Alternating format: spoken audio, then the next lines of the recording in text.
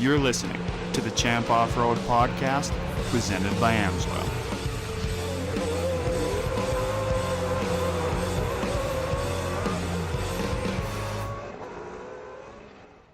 Welcome, everyone, once again to the third episode of the Champ Off-Road Podcast, presented by Amsoil. I am one of your hosts, Brent Smith, alongside Shane Stetsny, and we're ready to get things started again on another great episode. Shane, what do we have in store? Well, Brent, we're back to our normal format this time. We appreciate all the listeners out there putting up with 2 straight episodes of you and me talking. But this time, it's back to some guests. We've got 2 great guests, so why don't we jump right into that? Well, in episode 3, our first guest is going to be Ryan Beat here with me and Shane. Ryan, what's up, buddy? How's it going? It's going good. How are you guys doing? I'm doing great. So, how's your off season been? Are you as tired of the off season and as excited to get underway as we are? Yeah, our off season has been crazy busy. We built a couple new trucks for customers, updated all of our stuff, updated a bunch of the current trucks we currently field. It's been crazy, but we're ready to get back to racing. It sucks working in the shop without actually getting to go have some fun. So we're excited to get the season kicked off here real quick. So you made a social media post a couple of weeks ago that said your one and only goal this year is a Pro 2 championship. But Pro 2 is, let's face it, it's the deepest class, the most talented class in Champ Off-Road. Last year, 6 different winners. Plus you've got a former champion climbing, plus Matag's coming back. Corey Winter, and then you've got the emerging guys like Zach Zakowski, Dave Mason Jr. coming to play with us. How do you prepare yourself? How do you stare down that enormous challenge and prepare yourself to win? Honestly, I don't even look at what the field is. I don't know who's racing. I don't care who's racing. I just kind of focus on myself and focus on my own program and keep improving. I know how we did last year. We won the second most amount of races of the field. I think Keegan won the most, and we won the second amount. So, or second most. With that said, all we could do is kind of look forward and keep improving our program and focus on ourselves. Anybody can come play. I don't care. But our goal is still going to stay the same, and focus is going to stay the same to, remain competitive, win as many races as we did last year, if not more, and, just keep marching forward. I've won 3 Pro Light championships in the past. I know how to win championships. I know what it takes. I know how to get it done. And sometimes the cards fall in your favor and sometimes they don't. Last year we were leading the points, headed into Bark River and had a very favorable chance at winning the championship and, had a bad weekend. It can happen to anyone, but you try to prepare yourself mentally, emotionally, and prepare your team to be ready to seize an opportunity when it happens. So, like I said, we don't really care who's racing Pro 2 or names or stats or anything like that. We just focus on ourselves and look forward to going out and being competitive. You mentioned Bark River last year. That was kind of when the class as a whole reached a sort of tipping point. There were some penalties and some other non-calls on some, maybe questionable driving. Do you think that the entire Pro 2 class can leave all that stuff in 2021 and race each other on the up and up this year? I think so. But you know what I mean? At the end of the day, we're all kids playing in really expensive trucks. So, tempers fly and things happen. It's racing. There's always going to be high emotions that go on with any type of, adrenaline crazed sport like we have here. But, I think everybody's good. Everybody's, for the most part, very respectable of each other. It's when people step over the line and don't respect each other or their equipment is when you start seeing things like that go on. When guys start not showing respect for each other of how they race each other is when stuff like that happens. So I think, in my terms, I didn't really have any issues with anybody last year. I know some other guys did. Hopefully they can leave those things in 2021, like you're saying, and we can all go have fun and go race together. Because at the end of the day, we're here to have fun. It's not like this sport at this given moment is at the level of a NASCAR or IndyCar where there's millions and millions of dollars up for grabs. We're still kind of having fun with this. So at that point, hopefully everybody can, take a step back once in a while and realize that, we're lucky just to be able to get to do what we're getting to do, No, very well said, though, Ryan. I mean, a lot of guys need to listen in to this podcast and listen how you said that. It's It's perfectly said because, I mean, as a businessman, as a racer, I've been watching you since I've been a younger kid. And I'll tell you that it's crazy how drivers come through that field and they'll just punt people, don't care about it. And then there's drivers like you, and I know a lot of other drivers like you that like to just pick your way through, try to keep the fenders on. Because if your fenders are on, you actually have a truck underneath you. If you take yourself out by making contact, how fun is that race, right? Well, yeah, exactly. And then you got to think of it too from a marketing standpoint. And I think that's kind of where my head's based a lot is marketing. There's very little dollars available in this sport as it is. And the last thing you want to do is limit their reach by not having their logos on your truck, So you want to try to keep all the panels on the truck at all times and, represent your sponsors professionally. They don't want to have to, hang their heads in embarrassment when their driver does dumb shit. So I think, from my perspective is let's try to keep the fenders on the truck because sponsors don't get nothing if there's no fenders on the, they don't get anything out of it if their logos isn't shown. And then B, I mean, the fenders are expensive. Wrap's expensive. The stuff's too expensive these days to just be foolish and negligent, with how you make decisions on the track. In that answer that you just gave and what I see of the way you conduct yourself, you obviously take racing as a business very seriously. So how hard is it to actually be a pro driver at that level? The casual fan, they might see the results on the track, they might see the podiums and the wins, but what does that look like for you Monday through Friday when you're nurturing those sponsor relationships and everything else that goes along with racing as a business? Yeah, it's a full-time job. It's like any other business. You're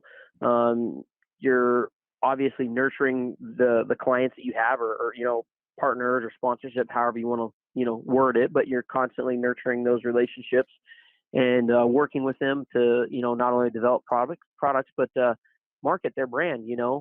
Building brands is a big thing these days and key to success for a lot of manufacturers and a lot of sponsors or partners, if you will. So you gotta look at it as a business. You can't just think that, hey, it's free money, because nothing in this world is free. I think I look at it probably a lot different than a lot of other guys, because this is how I have to feed my family. This has to work. I have to be successful at it. And in order to do so, you got to treat people right. You got to treat your partners right. And you got to constantly be looking towards the next thing of how to up the program. So aside from, racing as your 9-to-5 job, managing the whole business side of it, like you said, you're also building, supporting trucks for other drivers. But what do you do to work on yourself as a driver? How do you keep yourself in top shape as an athlete? Honestly, I came from racing motocross and supercross, so I still try to ride my dirt bike as often as I possibly can. I go to the gym a lot. I really, one of the best things for me to clear my head is running. I really enjoy running and jogging. The past couple of years, I kind of got so busy with the business, I think I stopped spending time for myself or taking time for myself. And that's one thing I really try to focus on this off season is taking time for myself, mentally, physically, to get back in shape and to clear my head and to, really enjoy what I'm getting to do. The past couple of years, I think I just focused so hard on just like build of building this team and trying to, kind of build some sort of an empire here, which I think we've been pretty successful at. But I started noticing that like my passion for it started going away. The love for the sport that I had kind of started dwindling away. And that's when I went into this off season and I'm like, hey, you know what? I need to start taking 1 or 2 days a week to focus on me, go to the gym every day or go for a run every day, but take a day or two to go ride my dirt bike, go drive go-karts, go have some fun again. Because, at the end of the day, we're only here for so long on this earth. And, you might as well enjoy the time that, you have here. Cause if you're just working yourself into the ground, you're going to look back one day and go, man, I didn't enjoy any of it. So what's any of it worth? So, really try to kind of step back and focus on having some fun again and really enjoying myself and my family this off season. Yeah, I think that's a really great point. I feel like that's a struggle that anybody who's trying to run a business or trying to make a name for themselves, they eventually run into that. I know in my own experience, it's easy for me to get close to getting burned out on short course off-road racing. And I talked to Brent about that quite a bit because, after World Championship weekend, we kind of feel the same thing where we're always talking to each other about racing or talking to other people about racing, doing this podcast, which we love to do, and being at the events, man, it can take a lot out of you. It's a long season, and for you to do it year round is even more impressive. Yeah, it can be gnarly, and it's obviously overwhelming, but, to do it, you got to have love for the sport. You got to have passion for it. And, kudos to you guys for doing what you do.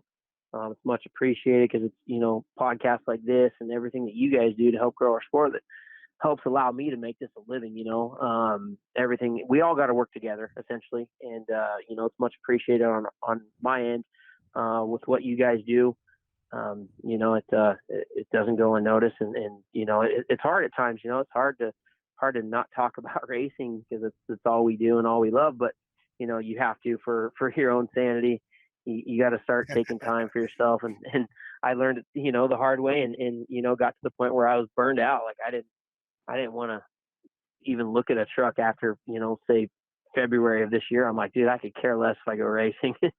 But had to really take some time and just find the love again and start having some fun again. Yeah, that's crazy you say that. Just like my brother and I tried like doing our racing all through our life, and I totally get what you mean. Like all of a sudden you'll just be burnt out. You're like, all right, let's take a step back. And then one week you wake up, that one morning you wake up and you bump into your race car, your truck. You're like, man, I should probably work on it. I'll give it a couple days. And all of a sudden you're back at it again, like not sleeping. And that's what I was going to go to you. Like, do you even sleep at night, dude, or what?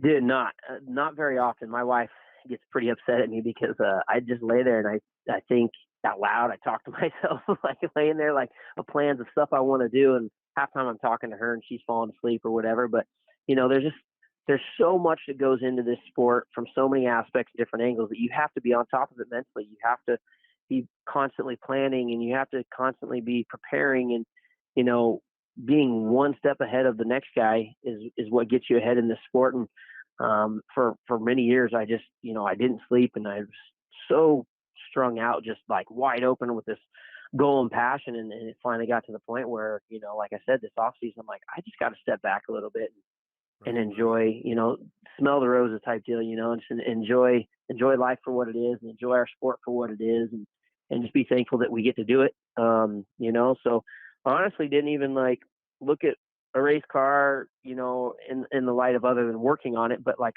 I wasn't like, oh, I'm so excited to get in my truck, probably until last week, to be honest with you. I took Gray out testing, I took Brody out testing, I took Carson testing. And it wasn't until we got on the track and I saw these guys driving that I got excited about driving again. And then halfway through the day, I'm like, I need to get back in a car, right? And my truck wasn't there. So I grabbed my helmet and I got in Gray's Pro Spec. And I'm like, here, watch this. Watch the old man. Watch how you do things, and kind of gave her some lessons on what to do here. But it was fun. It totally resparked, the passion and showed me why I've worked so hard the past, 12, 13 years to build what I've built, is because there's nothing cooler on the face of this planet than driving a short course off-road truck. Yeah, it's really clear too that all your hard work, especially the business side of it, is really paying off. You're one of a really small handful of drivers with any kind of factory support in short course. You're the only Chevy driver with factory support in Champ Off-Road. Do you think there's still more avenues open for other drivers to get those big partnerships like that? And how do they do it, I guess? Absolutely. I mean, I know as of right now, there's 3 other manufacturers that are looking to get involved. They're just looking for the right partnership, the right person, the right personality, the right program to get involved with. There is plenty of opportunity out there. These guys really need to start digging in and give these manufacturers, give these sponsors reasons. Give them a reason to come play. I told a couple of the guys, I'm like, use the fact that Chevy's here with me, use that as a ply board, if you will. Like, right. Like use it to get these guys, hey, Chevy's here playing. Look, they got a program. Don't you want to, the whole Ford Chevy battle has been going on for 50 years, 100 years, like, why aren't you playing that? You play that card, use that card to get these guys involved. Cause I know they want to play. It's just, it takes the right program. It takes the right personality and it'll happen, but, I can't do it for these guys. I can't tell them everything how to do it, but the opportunities are there. And a lot of it, if you think of it though, Ryan, I mean, you can cut me if I'm wrong, but I mean, it's not what you know, it's who you know. And making those partnerships, they're not going to just come to your house. You have to go out there and give them something to grab onto. 100%. I'll be honest with you, how my Chevy deal started was at ERX 2 years ago in 2020. That's when my Chevy deal started. I didn't have really a Chevy deal. I had some ins and some ties with Chevy Performance, but it wasn't with like a true OEM. It was some backdoor stuff, a buddy helping here and some friends there. But I was at ERX. I had a Chevy body, I had a Chevy motor, and just so happened one of the bigwigs from Chevrolet was there just cruising around with his wife, hanging out, having some fun, and decided to walk by our pit, saw that we had a good looking professional pit, saw that I had a new Chevy body, and asked why I did it. And I said, well, I didn't want to run a Ford Raptor because that's what everybody freaking runs.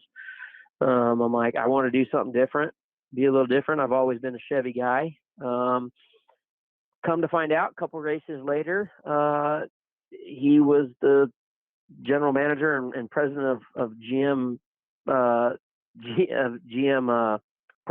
Propulsion, which is like an engine department basically. And he was very impressed with our program. I didn't really know anybody prior. I didn't know anybody that knew him. He didn't know me. We just met on a whim. Like, it was kind of on my part full luck, that this guy was walking by, and I was prepared for the moment that somebody from Chevy wanted to get involved in short course. They saw my program, and he came by, and we started working on something, started talking, and introduced himself. And then it wasn't until a couple weeks later that he told me who he was. Hey, I work for Chevy, and we'd like to talk to you some more. And it just worked like that. It just kind of fell into place. Right but place, right there time. is a lot of that. Yeah, right place, right time, is really what it came down to. So there was some luck on my end, but I was prepared for once that opportunity presented itself. You know what I mean? I wasn't like, okay, I'm not prepared now, but give me a couple of weeks, or hey, I'll do this or do that. No, I was prepared. I was prepared at the time that they came by. Prepared for an opportunity once it, presented itself. So I think there's a lot of networking. I think networking is the best word to put towards it. You got to constantly network with people of who they know, who you might know, who you might be able to get in touch with that may know somebody else.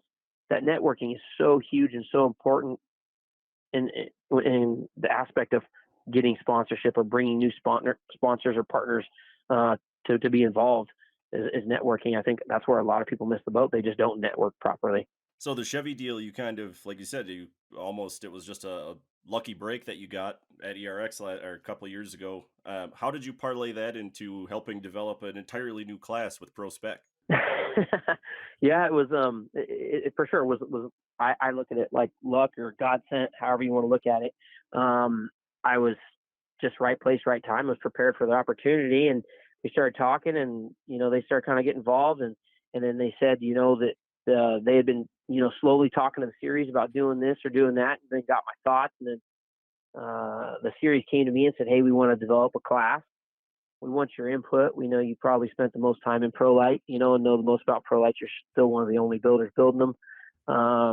What's your thoughts? And then Chevy came back to me and said, hey, we'd like to partner with you to build the first truck and see what we can do with it. See if it's something cool, see if it's a cool aspect, see if we can get some interest between the series and Chevrolet working together. They were able to kind of come up with this prospect class, and myself, I was able to help write the rule book, and really develop what I felt, was a great stepping stone from anything that's not like a pro class, trophy cart, mod cart, side by sides, super stocks, a good stepping stone to prepare people before they go into the, ProLite class. The ProLite class, ultra fast, ultra expensive, and this is like a good stepping stone. I've done the whole ProLite thing and spent way too much money racing ProLite at one time, and really felt that there was a missing gap there between, sportsman divisions and pro divisions. There needed to be a stepping stone. Chevy had a motor platform that they felt would be great for the stepping stone.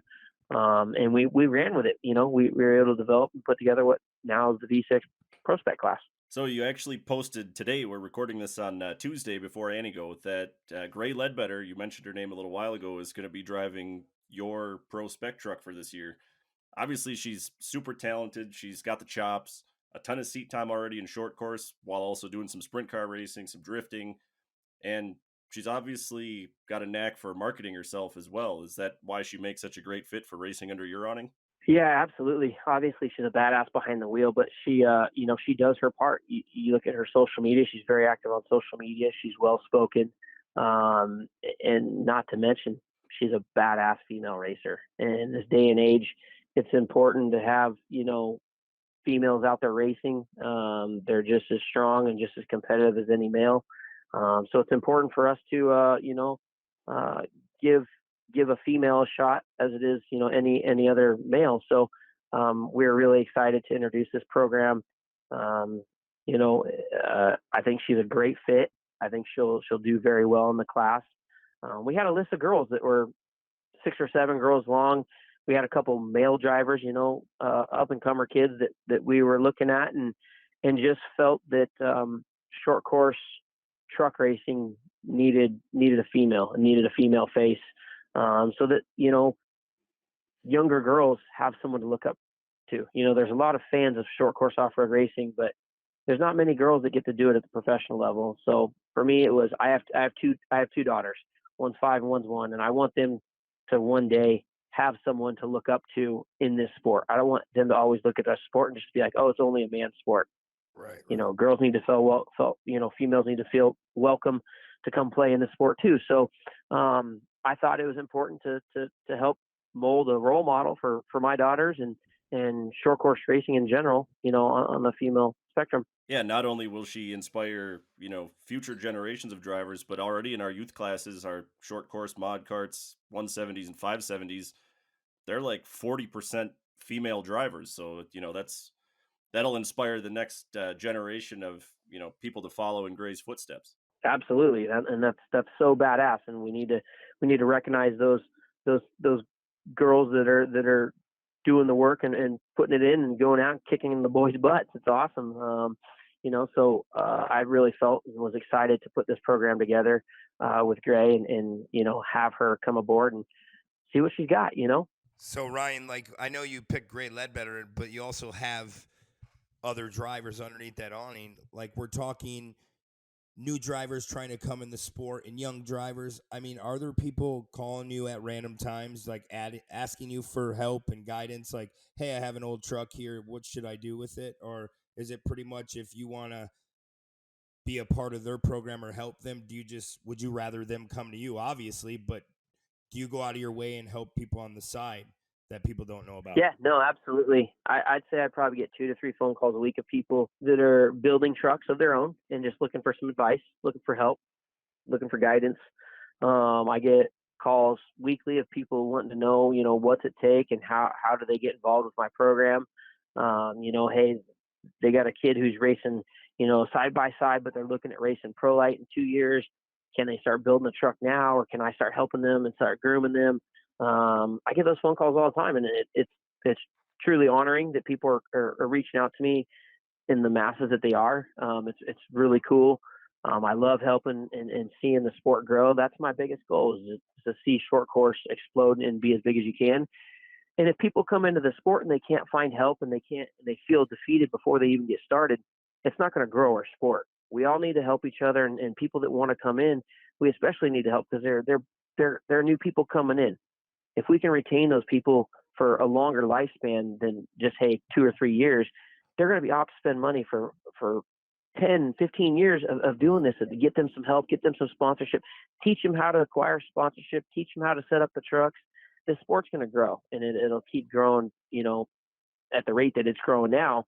I think you'll keep seeing it grow. And for me, there's nothing cooler than seeing the sport grow. We need it to grow. And the only way to do that is to help others, So when you got that spec light class going, are you expecting it to be a long-term thing just for an entry-level class, or are you expecting it to take over everything in Pro Light? No, I think it's just going to be an entry level. I don't think the goal of it was never to replace Pro Light. Pro Light's badass.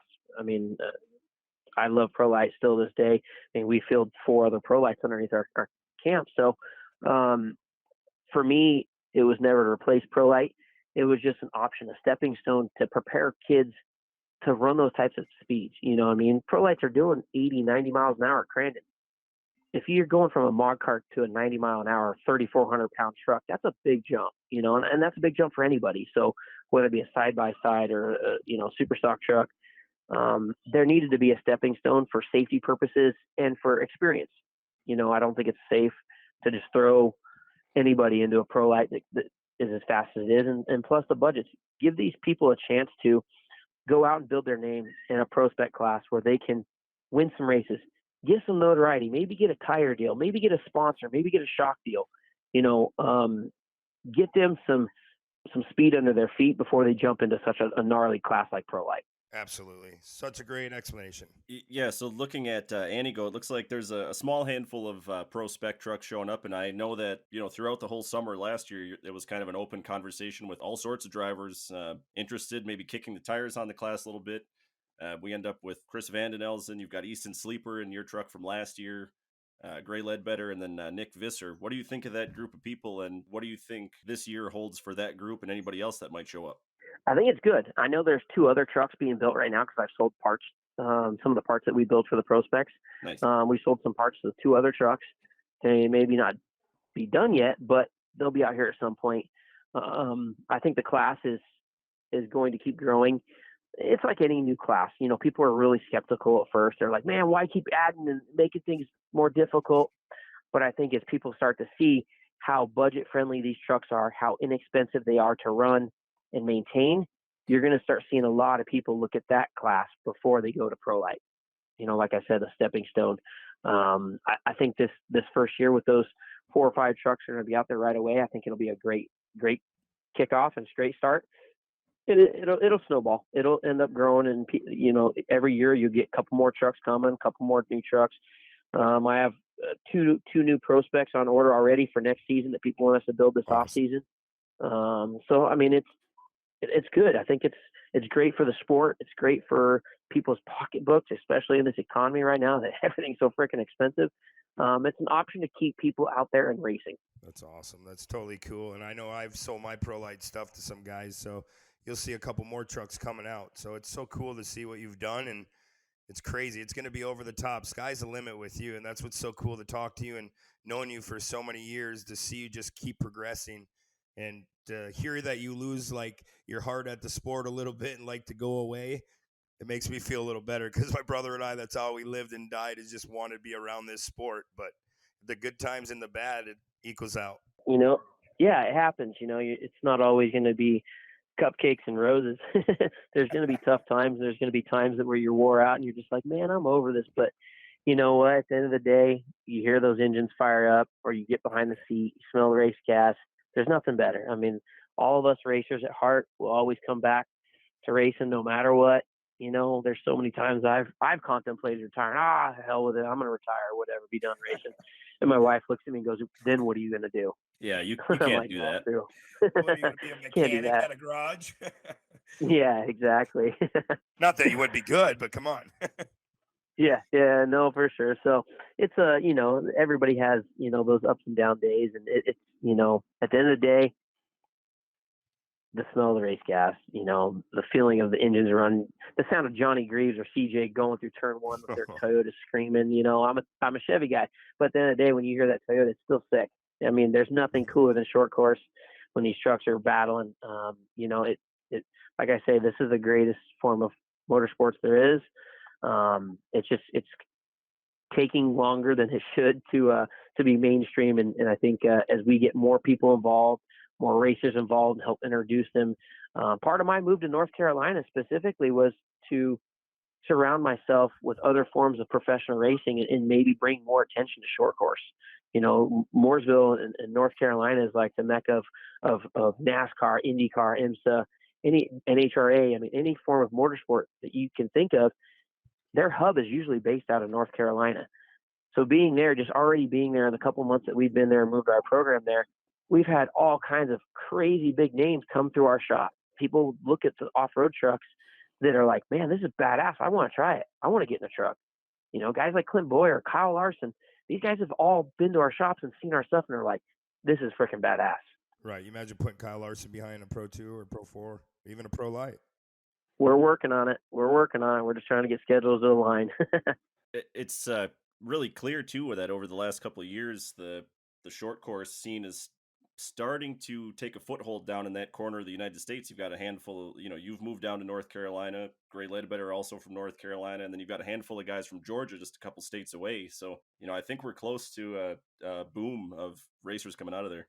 Yeah, Maddox Bailey just moved to North Carolina as well, so we're starting to get our foothold there. And I think as we're there, we've had several big brands. I'm talking really big brands that have come to our shop and looked at what we do and the tools we use. And, Mechanics Wear has been aiding, helping, introduce us to a lot of these teams, brands. Chevrolet's been a big help with that, getting us connected there in North Carolina. And now that we're there, people are taking notice. It's slowly happened, but now every once in a while I get texts from random people in North Carolina. They're like, "Hey man, I've never seen this stuff until, I met you, and then I started paying attention to it. And now, dude, this is sick. This is way cooler than NASCAR." Like stuff like that. So it's conversations like that now that we're in front of these people in North Carolina, more people are starting to take notice in the professional motorsports industry of what short course really is. Yeah, that you're painting a picture of a bright future for short course racing to grow into that part of the country. Yeah, absolutely. We're trying, and so far we've been really successful, and I look forward to continuing every week that we're there and operating our shop. We get people stopping by, NASCAR champions like Ron Hornaday, Kyle Larson. These people are interested in off road now. They're into it. They're starting to become fans of it, and it only takes a matter of time before once those guys start talking about it, and just the vibe spreads. People start getting pumped on it. It's something new and cool and stuff that most people haven't seen. They don't usually see trucks fly 50 feet through the air, or 20 inches of wheel travel.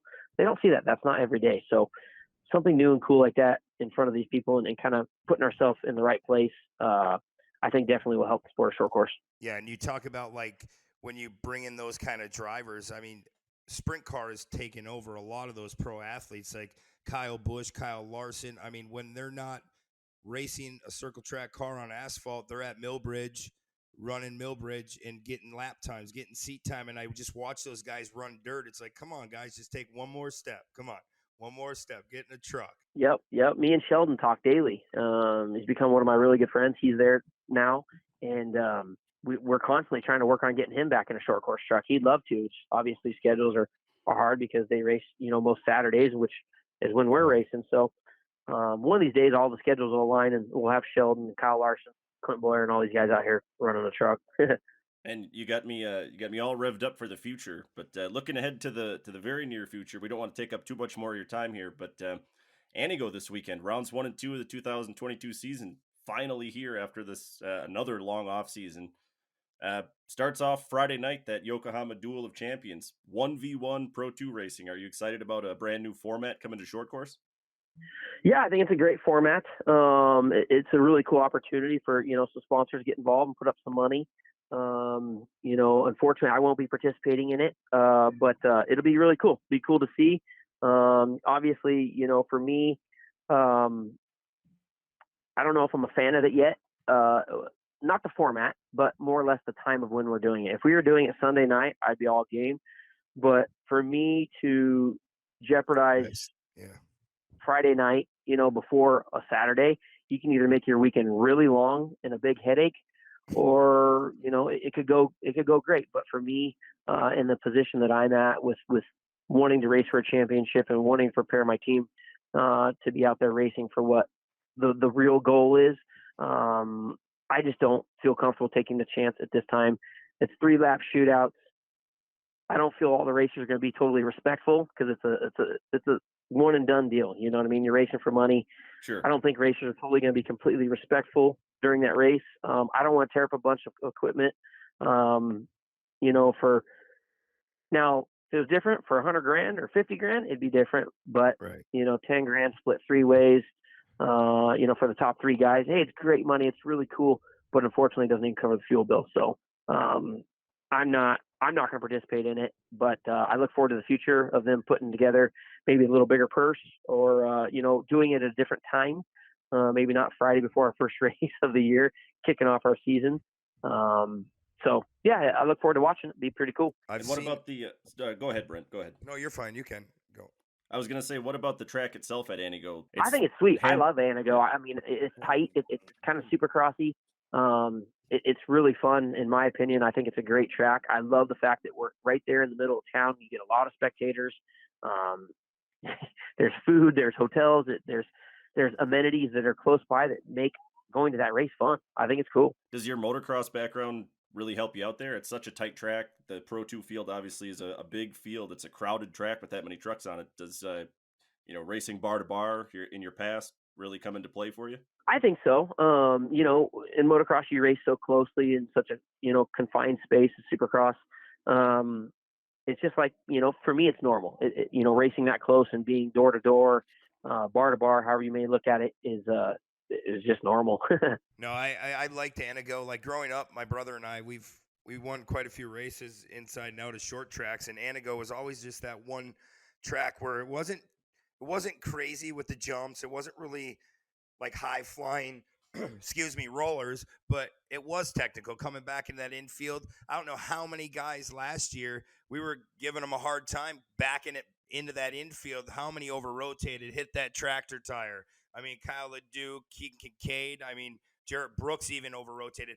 I mean, you can say a track what it's worth and what it is, but every driver has to go through it. So, like you preparing for it, I mean, do you like that better than a Bark River, or would you rather get out and just check out at Crandon? I like Crandon. I like the big high speed tracks, the really fast tracks. I really enjoy them. But then I also like going to the tight stuff too. I mean, you have to have both. You can't just have a series made up of just Crandons.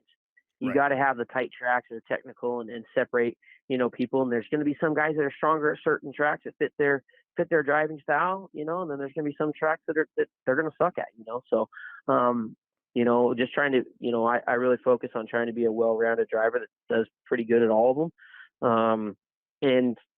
So far it's been working out, but I enjoy it. I enjoy Anago just as much as I enjoy Crandon. I love Bark River.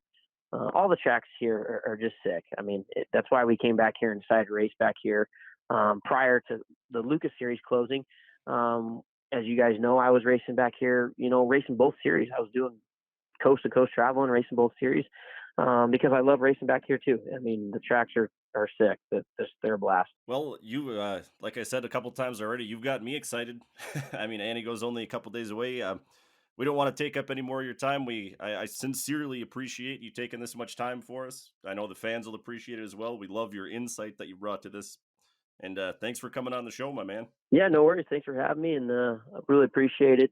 Look forward to getting out there and having some fun this year. And if there's anything you guys ever want insight to or want information, let me know. I'd love to share. Awesome, man. Thank you so much, dude. Can't wait to see you guys. And Shane and I have been both talking the last couple of weeks. We're like, dude, we can't just wait to get back and mingle with our buddies, our friends.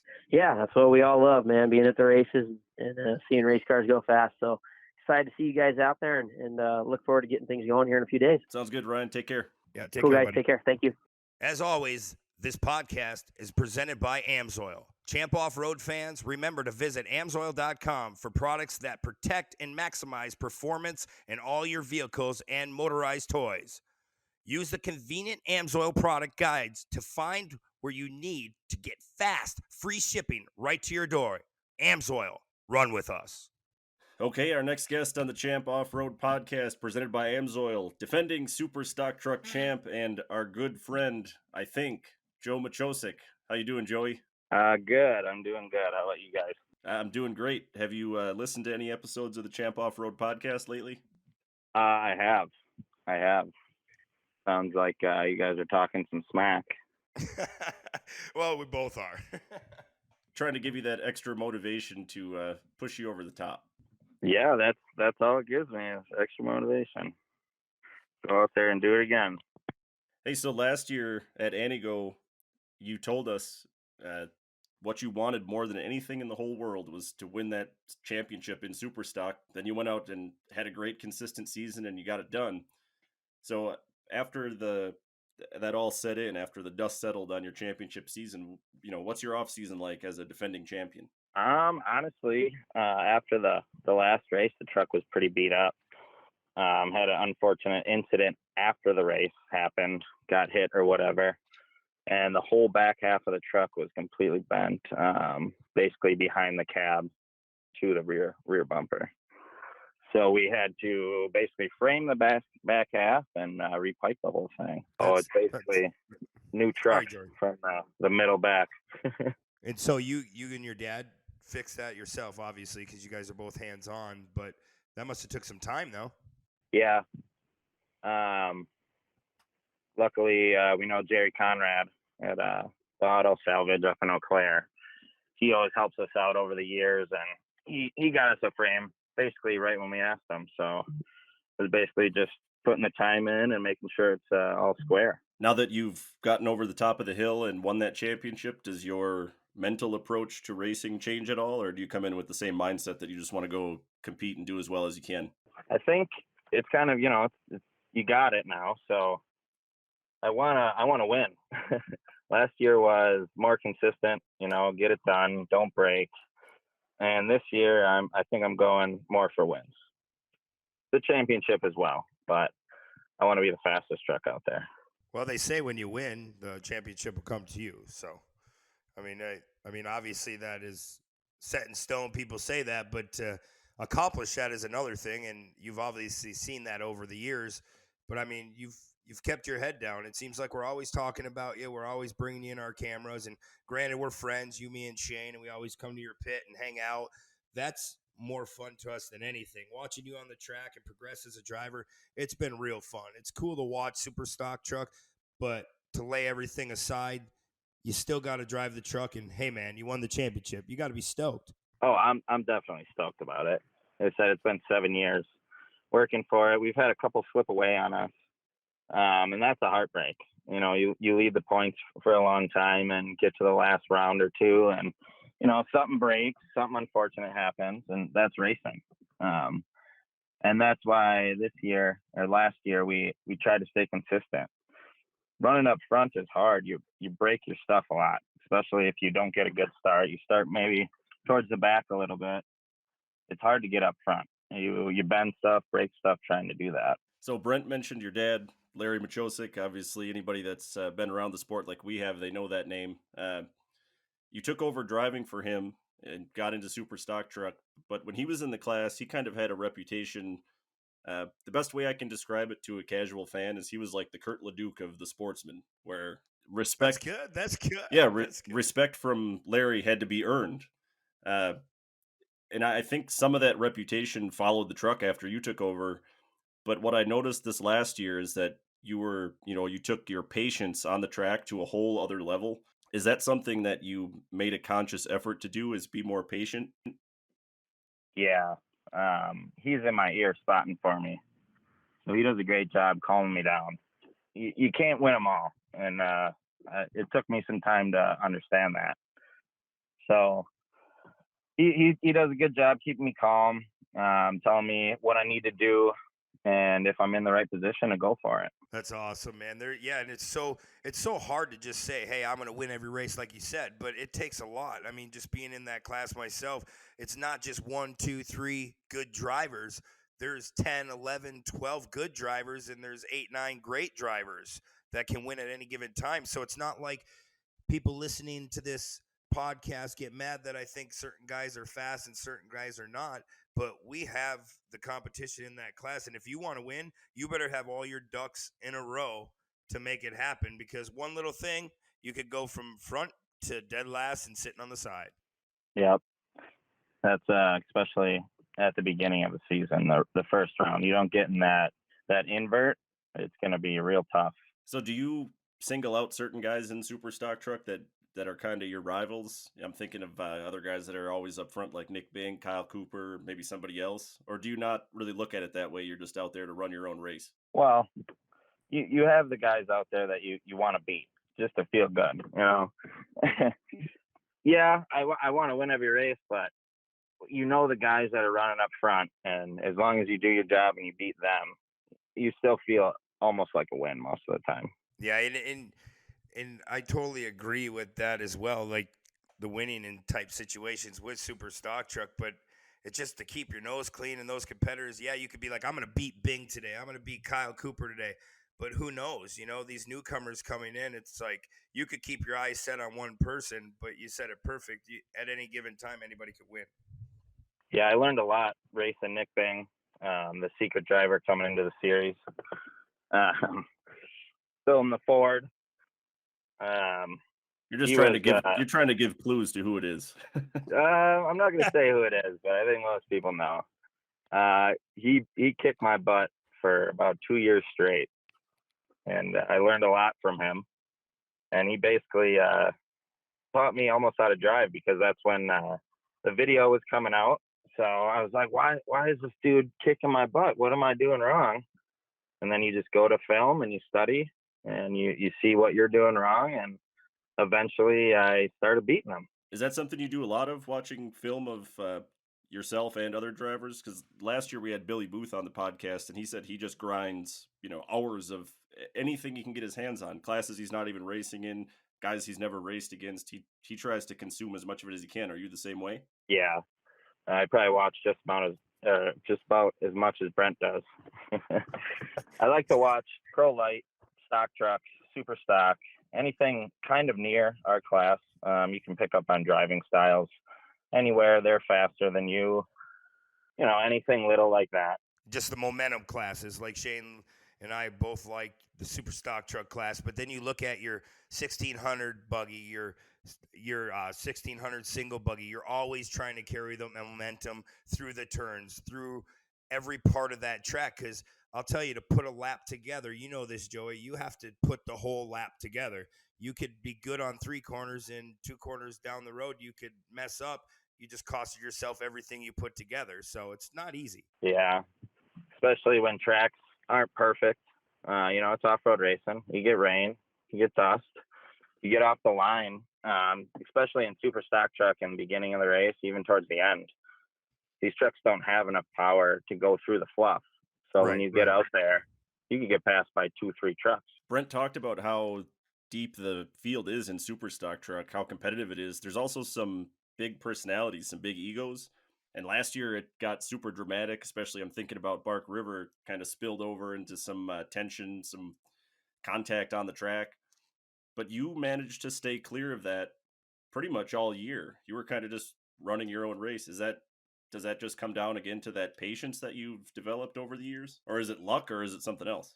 Bark River, when we had the big crash and we all got talked to, I was a victim of that crash. Mm-hmm. I like to say. Everybody kind of balled up in the front, and I had nowhere to go. Right. And that's when somebody hit my rear tire, basically took my transmission out. So that was the only race I didn't finish the whole year. And that was the only time we inverted 10.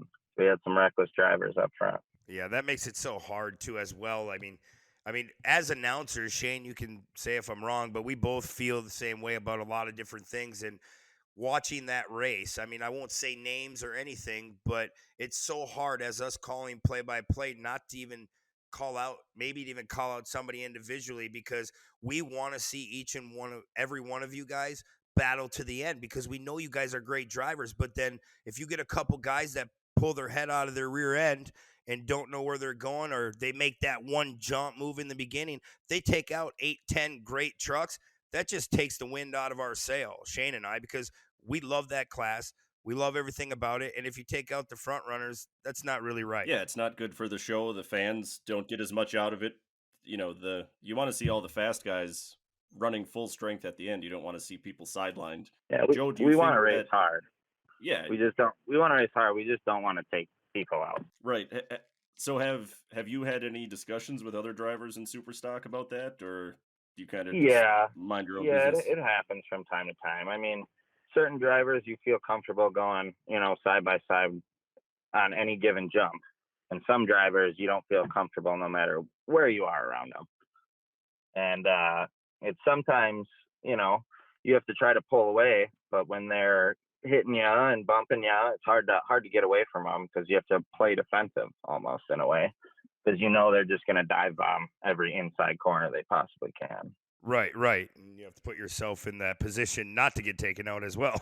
Yeah. I think you guys. That all starts with the invert. I'm very happy. I know a lot of drivers aren't happy with the invert this year or last year, But I think that was a great add to our class.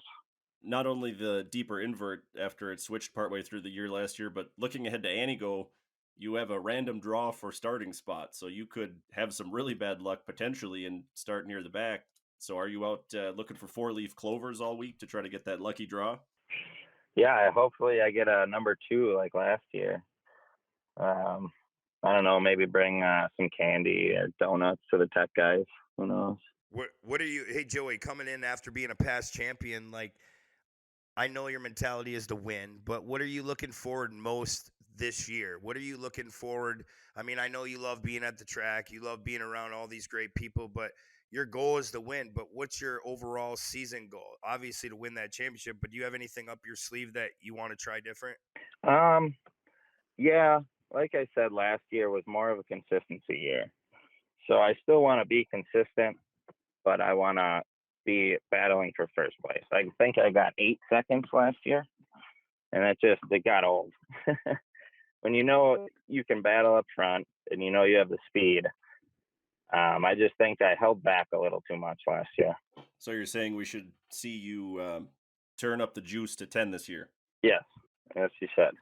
I shouldn't So say no I was more waiting around. I just win. Everybody wants to win, and that's Right. what the goal is. I did get one last year, and that was a mud race, and I actually got it by default because Tyburn didn't go through tech.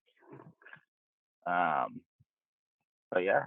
No, Joey, I've talked to other guys in Super Stock Truck and even my cousin Braden Bosch on that. I mean, these young guys coming into the class, I mean, not only Braden, there's other young fellers coming in from like Stock Truck and moving their way through the ranks. I mean, is there any info and help you can give those newcomers coming in? I know you want to race them clean. You got to gain your respect, but anything you could give that young kid? Yeah, watch footage. I mean, you can learn a lot from it, and you can learn what's clean and what's dirty. I mean, a lot of people know in their head what is clean and what's dirty and what's rough racing, but we want to battle, you know. So I was once that kid. I mean, you guys saw I was pretty aggressive when I first started racing, and it does come with time. But so you started like your dad. You started like your dad, then aggressive. But one thing I didn't have when I started was footage. I mean, right. It's easy to go back, you know, after the race when you didn't see what happened and say, oh, I did this and I did that. But when you see it on footage, and you can kind of, you know, blame yourself for what you did. Camera don't lie. Exactly. Camera never lies. Well, Joe, we appreciate the time you're taking with us here. Do you have any predictions for this weekend, rounds 1 and 2 at Anigo? Yeah, I'm going to win them both. That's the plan. Hey, that sounds like the right answer. And I have one more really important question. It's a 2-part question. Yeah. Are we still friends, and can we stop by your pit this weekend? Yeah, if you bring me a beer too, I think we can make that work. Okay, what's your number again, Joey? No. We'll see if we can pull some strings and make that happen. First, we got to make sure your dad makes us feel welcome. Yeah, and he doesn't give me a punch in the mouth. You got to get through him first, so. No, it's all funny games. Like I said, if anything, it's more motivation for me. Heck yeah, man. Well, thanks for talking with us, dude. It's been a pleasure. We can't wait to stop by and hang out if we're allowed to, like we said, but it's going to be a hell of a weekend. Yeah, I'm excited. I can't wait to be there. All right, thanks a lot, Joe. See you soon. Absolutely. Have a good one. Well, that'll just about do it for the 3rd episode of the Champ Off-Road Podcast presented by Amsoil. Anigo and the first 2 rounds are just a couple days away. What are you excited about, Brent? Man, I'm just excited to get back to the track, get to see our friends, family. Everything about it is over the top. This sport is nothing but growing in this near future. Can't wait. The car counts are huge. The track is going to be laid out where it's technical but fast, and the best driver will come to the top. I'm right there alongside you, Brent. I miss my racing friends, and I miss you too, buddy. Thanks once again to our guests, Ryan Beat from Pro 2, Joe Maciosek from Super Stock Truck. That's all we've got for this episode. The next time you hear our voices, it'll be live from Anigo Lines Roaring Raceway for the Yokohama Duel of Champions on Friday night, streaming on flowracing.com. For Brent Smith, I'm Shane Stetsny, and thanks for listening, everyone.